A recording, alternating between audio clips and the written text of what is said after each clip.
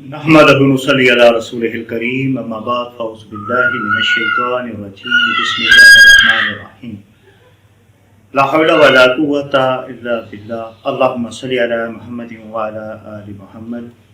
नाज़रीन कराम अस्सलामु अलैकुम व रहमतुल्लाहि व बरकातुहू।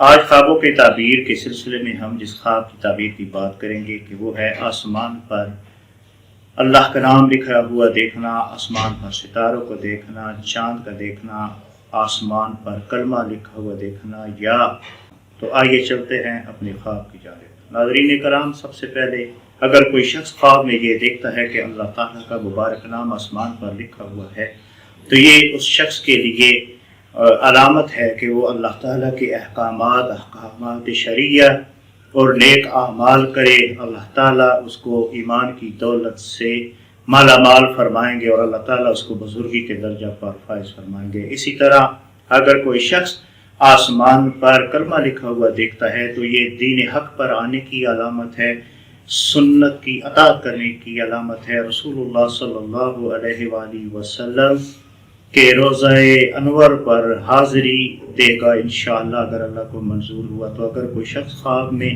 सितारे देखता है और आसमान सितारों से भरा हुआ है तो ये इस बात की अलामत है कि अल्लाह ताला उसको दुनिया में इज्जत, दौलत, शोहरत और उसको हाकिमियत अता फरमाएंगे। अगर किसी नौकरी में है तो इंशाअल्लाह ताला किसी आला ओहदा पर तरक्की होगी, बेरोज़गार है तो इंशाअल्लाह ताला आला ओहदा मिलेगा।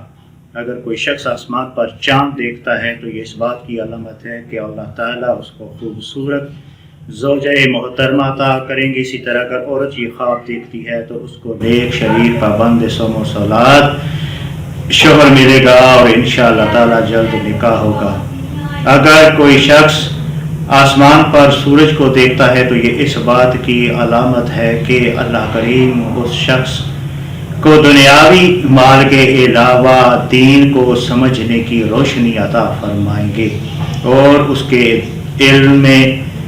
इल्म इस्लाम में, उसके दीन के इल्म में इजाफा फरमाएंगे। ये था आज का ख्वाब और उसकी ताबीर। अल्लाह करीम हमें नमाज अदा करने, अमल सहल करने की तौफीक अता फरमाए। व आखिर दुआना अनिल हम्दुलिल्लाहि रब्बिल आलमीन।